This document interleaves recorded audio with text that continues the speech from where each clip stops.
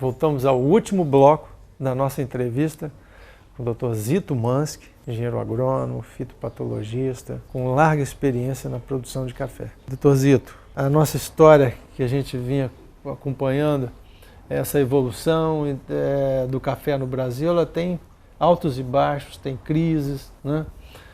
Primeiro crises com relação a doenças, depois com excesso de produção, né? Regulagem de preço, queima do café, uma série de situações, inclusive também a perda de fertilidade do solo, né? Que propiciava, como o senhor bem colocou, no norte do estado era uma região que produzia arábica, né? Logo após o corte, a queimada das florestas, entrava com aquele solo ainda com bastante estrutura, né? Com bastante matéria orgânica. Exatamente. A produção era grande. A produção era grande. Então o Espírito Santo chegou a produzir naquele período mais de 3 milhões de sacas de café. O Paraná produzia 20 milhões. O Paraná chegou a produzir 20 milhões de sacas, terra roxa, né? Sim.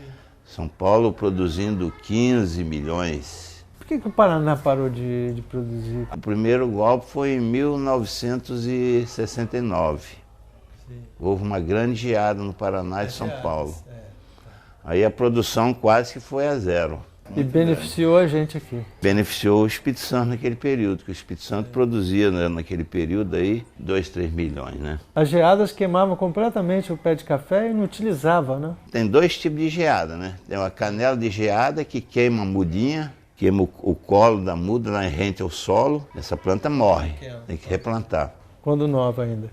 A planta toda perde as folhas, todas as folhas são queimadas. Então ela leva 2 anos sem produzir.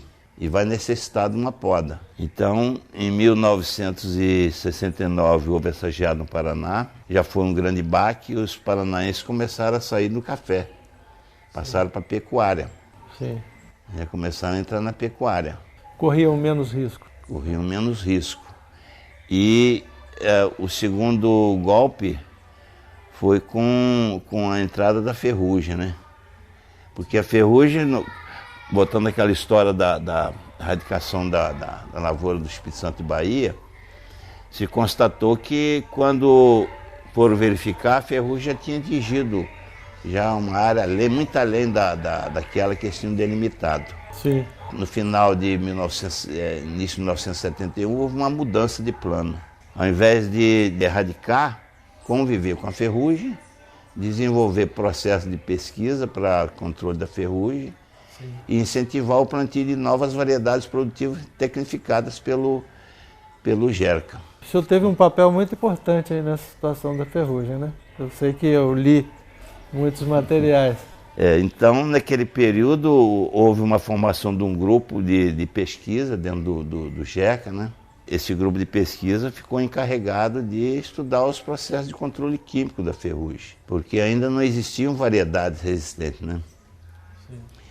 Enquanto isso, o Dr. Alcides Carvalho estava batalhando lá em Campinas para conseguir variedade resistente. Olha que interessante. E nesse período que eu entrei na pesquisa, eu logo fui fazer mestrado em Viçosa, em fitopatologia. Sim.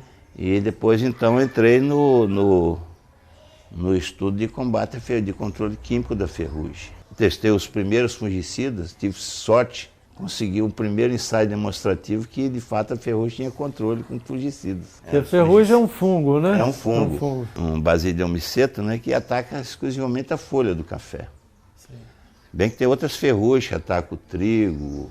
Mesmo o café a céu aberto, quer dizer, o café em pleno sol, ele tinha ferrugem. O café a pleno sol tem ferrugem, porque o enfolhamento dele é muito grande, né? Porque normalmente os fungos são menos resistentes ao sol, né? O café no Brasil, ele é produzido na região do paralelo 20. Fora do Brasil, ele é produzido entre o paralelo 10 norte e 10 sul. O Equador atravessando ali, né? 10 para o norte e 10 para o sul. Nós estamos para o sul. Sim. Então, toda a cafeicultura fora do Brasil é produzida no paralelo 10, norte ou sul. A nossa é diferente. A região quente é diferente. Daí, esses países da América Central usaram o sombreamento. A Colômbia, toda a cafeicultura praticamente da América Central, Colômbia, México, eu estive no México, são feitos sob sombreamento. Todas essas. Pouquíssimas lavouras são a pleno sol. Isso permite uma conservação melhor do solo, né? Aí vem esse fator de conservação do solo. Conserva a erosão, diminui a temperatura incidindo sobre as folhas, né? Diminui a temperatura do solo. Sim. Há uma reciclagem da matéria, produção de matéria orgânica maior, uma reciclagem. Só esse efeito de exigir menos adubação. Menos água para irrigação. Menos poda.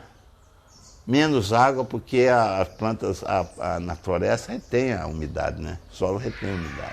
É verdade.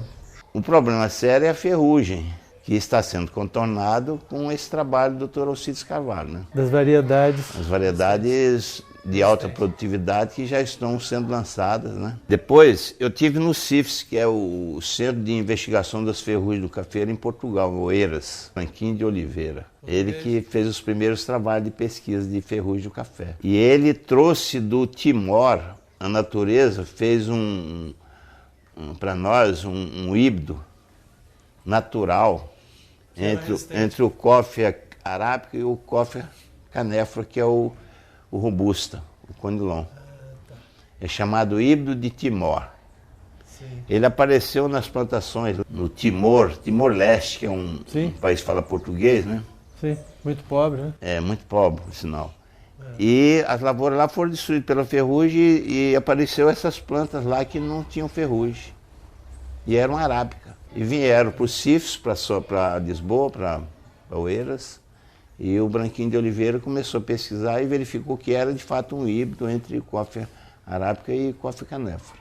Sim, reproduziu isso e... Reproduziu, cruzou, esse híbrido foi cruzado com o caturra, com o bourbon.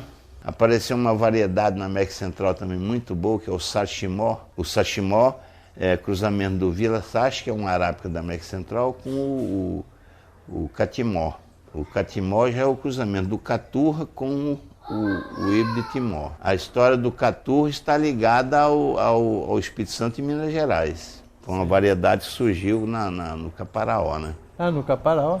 É um café de porte baixo, alta produção, e foi aproveitado lá para fazer cruzamento. Esse que está gerando, inclusive, os cafés especiais ali daquela região ali, né? O caturra já não existe mais. Pouquíssima lavoura de caturra. Mas do caturra originou o melhor café do mundo, que é o catuaí. Então ele fez o cruzamento do caturra com o mundo novo. Os bons arábicas de hoje tem um híbridozinho com robusta, né? Lá no a partir desse do Timor, né? Ainda não tem, porque ainda não porque esse do Timor que foi mas descoberto. Esse café que traz o gene do Timor ainda não estão em cultura extensiva. Ainda não. Ainda não tem esse café em cultura extensiva. Sim. Mas os primeiros trabalhos estão mostrando que o catimó e os derivados dele, que já tem outros, como o acauã, então esses cafés ainda não estão em expansão no plantio, mas são os cafés do futuro. Eles já são seleções que têm resistência à ferrugem, ao bicho mineiro, a nematóide. Então, os principais problemas do café, né? Bem, nós vamos dar um rápido intervalo, voltaremos daqui a pouco para o nosso último bloco. Fique conosco.